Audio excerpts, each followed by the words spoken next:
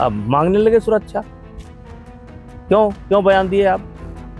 बिना बयान दिए आपका काम नहीं चलता। अब कोई इनाम घोषित कर रहा है। अब आज कोई इनाम घोषित करेंगे कि हम किसी का सर काटने का 1 करोड़ देंगे, 1.5 करोड़ देंगे, 10 करोड़ देंगे, 5 करोड़ देंगे, दूसरे दिन सुरक्षा मांगेंगे। आप कौन होते हैं इनाम घोषित करने वाले? लॉरेंस गैंग से मिली धमकी के बाद सुरक्षा मांग रहे पप्पू यादव पर बीजेपी नेता ब्रजभूषण शरण सिंह ने करारा तंज कसा है। पप्पू यादव पर ब्रजभूषण शरण का ये बयान सुनिए, फिर आपको इस किस्से का बाकी हिस्सा बताते हैं। अब छोड़िए भाई, व्यक्ति का नाम मत लीजिए। जिसका नाम लिए हैं उसका तो एक फैशन हो गया है। अब देखिए, ये कोई बाहुबली है बिहार के अंदर, एक बाहुबली है कोई बिहार के अंदर जो हर विषय पर बोलते हैं। अब उन्होंने बोला, अब सिक्योरिटी मांगने लगी। तो आज दीपावली का दिन है, मैं सरकार से आग्रह करता हूं कि चाहे कोई बाहुबली हो, चाहे कोई धर्मगुरु हो, चाहे कोई नेता हो, या किसी जात का लीडर हो, या किसी मजहब का लीडर हो, देश के खिलाफ जिसके वक्तव्य से समाज में नफरत फैलती हो, जिसके वक्तव्य से जातियों में द्वेष पैदा होता हो, जिसके वक्तव्य से दो संप्रदायों में दूरी पैदा होती है, यानी देश और समाज में जो विग्रह पैदा करने वाले वक्तव्य हैं, ऐसे लोगों को सरकार को सुरक्षा नहीं देनी चाहिए। क्योंकि एक फैशन हो गया है, किसी बड़े आदमी का नाम लो, बड़े आदमी को गाली दो, किसी अंतर्राष्ट्रीय क्रिमिनल को गाली दो, राष्ट्रीय क्रिमिनल को गाली दो, किसी मजहब को गाली दो, किसी जात को गाली दो और सरकारी सुरक्षा लेकर घूमो। हमारी बहुत दिनों से ये मांग है और आज भी मांग है कि अगर हम किसी समाज की निंदा करते हैं, किसी मजहब की निंदा करते हैं, तो हम व्यक्तिगत कैपेसिटी में करते हैं, तो हमको सुरक्षा नहीं मिलनी चाहिए, ये कानून होना चाहिए। क्योंकि एक फैशन हो गया है, ये बयान देकर ये सुरक्षा मांगो। अब बहुत बड़े बाहुबली हैं, 3-4 क्विंटल का वजन है उनका, अब मांगने लगे सुरक्षा। क्यों क्यों बयान दिए आप?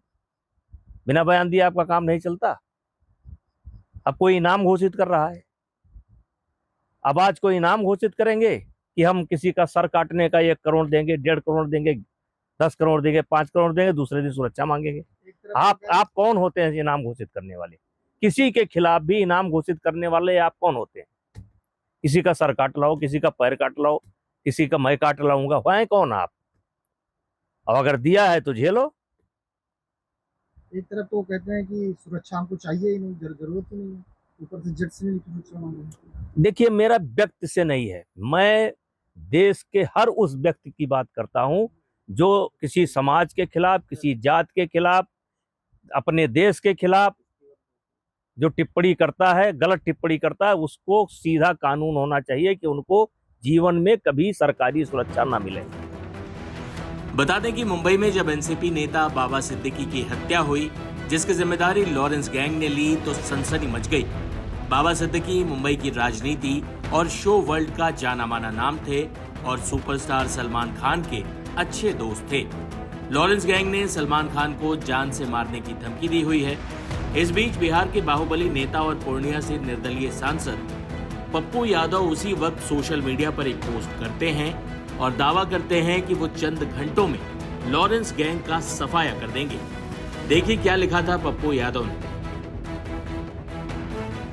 यह देश है या हिजड़ों की फौज?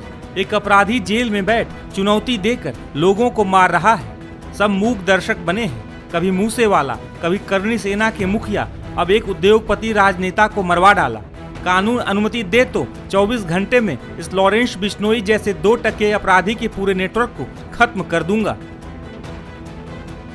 लेकिन अब वही पप्पू यादव गृह मंत्रालय से अपने लिए Z+ सिक्योरिटी मांग रहे हैं। पप्पू यादव को जान का डर सता रहा है। वजह है लॉरेंस गैंग से मिली धमकी। एक वीडियो पप्पू यादव ने खुद शेयर किया है जिसमें उन्हें तथाकथित तौर पर लॉरेंस गैंग का एक गुर्गा धमकी दे रहा है। पहले आप ये वीडियो देखिए। ऊपर वाला देखिए, एक बात जानिए, पप्पू कर्मकांड दोनों करते हैं जी, कर्मकांड दोनों करते हैं भैया कर्म, रिकॉर्डिंग करेंगे बाद में। भाई साहब की वो डायलॉग तो सुना होगा, भैया एक बात केस करने में भी आसानी होगी।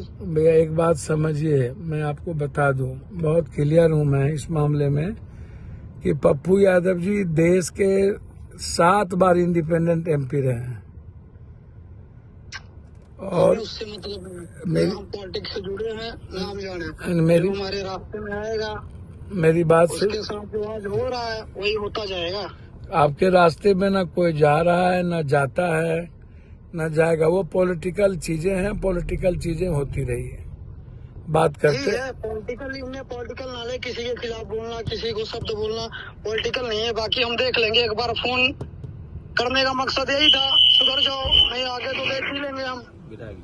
नहीं, निश्चित रूप से आप बेफिक्र रहें, आप बेफिक्र। हम फोन नहीं करेंगे, ना हमें डिस्टर्ब करना। ओके राम राम। ओके। पप्पू यादव को लॉरेंस गैंग से धमकी मिली है। इसकी शिकायत उन्होंने पुलिस से की है। पप्पू को मिल रही धमकियों के पीछे उनका वो पोस्ट बताया जा रहा है जो उन्होंने एनसीपी नेता बाबा सिद्दीकी की हत्या के बाद लिखा था। हालांकि पप्पू यादव मुंबई भी गए थे और बाबा सिद्दीकी के परिवार से मुलाकात भी की थी। वहीं पप्पू यादव ने इस मामले में पूर्णिया रेंज के डीआईजी, एसपी, डीजीपी से भी शिकायत की। उन्होंने गृह मंत्रालय से भी अपने लिए Z+ सिक्योरिटी की डिमांड की। लेकिन अब सुरक्षा न मिलने से नाराज पप्पू यादव कह रहे हैं कि मुझे श्रद्धांजलि देने आ जाना। देखिए सुरक्षा न मिलने से आहत पप्पू यादव क्या बोले। जो सत्ता के साथ रहेंगे, जिनको सुरक्षा का कोई मतलब नहीं, उनको ये लोग जेट देंगे, सब कुछ देंगे, बाबा को देंगे, सबको देंगे। लेकिन जो व्यक्ति लगातार, जिस व्यक्ति को एक ट्वीट के कारण, मुझे नहीं पता कौन है क्या है, जो लोग धमकी देते हैं, मैंने समय समय पर डीजी साहब को, 4 एसपी को मैंने वो बात बता दी, कह दिया। मुझे लगा इसको ओपन करने की कोई जरूरत नहीं है, हाय तौबा मचाने की जरूरत नहीं है। और इतनी धमकी के बावजूद मैं बम्बई गया था, मैं सलमान जी से मिला, बात की मैंने। उस दिन रात में डिनर था मेरा, मैं बाबा सिद्दीकी के परिवार से मिला, फिर हम आए। तो ये सामाजिक जीवन में, पारिवारिक जीवन में व्यक्तिगत काम है, वो हर व्यक्ति को करना चाहिए। दुख के घड़ी में रहना चाहिए। तो हम तो नहीं डरे, हम तो अपना काम कर रहे हैं। हम बम्बई भी गए, हम अपनी जिम्मेदारी का निर्वहन भी कर रहे हैं। कल बिहार में जो घटना घटित हो रही है वहां भी जा रहे हैं। तो हमने तो पूर्णिया में भी, Purnia SP, Katihar SP, Madhepura SP, IG, DG, हमें जब खबर मिली इस नंबर से लोग आए हुए हैं विभिन्न जगहों पर, हमने नंबर तक दिया। हमने आईजी से 2-2 बार बातचीत की।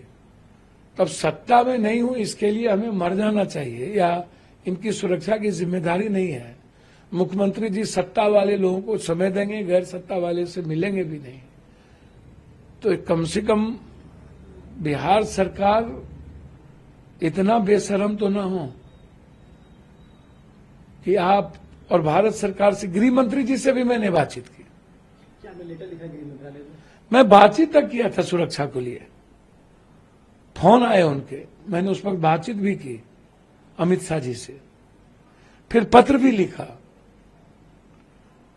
तो सत्ता के साथ आप नहीं हैं तो आप मरिए, श्रद्धांजलि बाद में दे दी जाएगी।